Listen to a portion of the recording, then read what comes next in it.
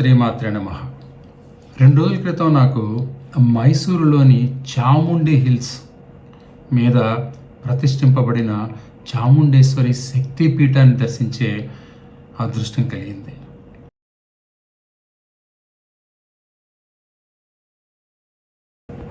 మహిషాసుర మర్దిని దుర్గాదేవికి చాముండేశ్వరి రూపంగా కొలుస్తూ ఆ దేవతకి అంకితం చేయబడినటువంటి ఒక శక్తిపీఠం.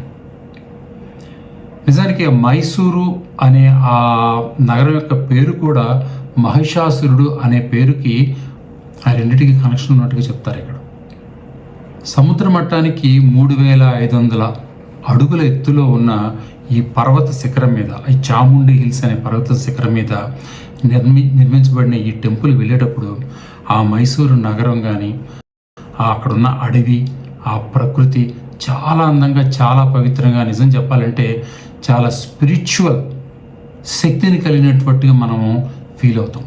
చాలా అద్భుతమైన ప్రదేశం. ఈ టెంపుల్ వెళుతున్నప్పుడు దారిలో ఒకే రాతితో చెక్కబడిన అతి పెద్ద నంది విగ్రహం ఈ ప్రాంతానికి హైలైట్ అని చెప్పాలి. మన భారతదేశంలో ఉన్న అతిపెద్ద నంది విగ్రహాల్లో ఈ నంది విగ్రహం ఒకటి. ఇది ఒకే రాతితో చెక్కబడినటువంటి అద్భుతమైన నంది విగ్రహం.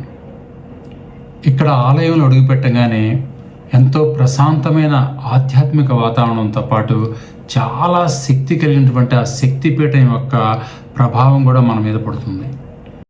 చాలా అద్భుతమైన ఆధ్యాత్మిక పారవస్యాన్ని పొందుతాం అన్న దాంట్లో ఎలాంటి సందేహం లేదు.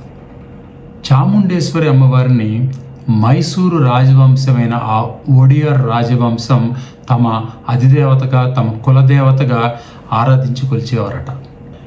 ప్రతి సంవత్సరం జరిగే ప్రసిద్ధ మైసూరు దసరా ఉత్సవాల్లో ఈ ఆలయం చాలా ప్రత్యేకంగా అలంకరించి ఎంతో అద్భుతమైన కార్యక్రమాలు అక్కడ నిర్వహిస్తారు.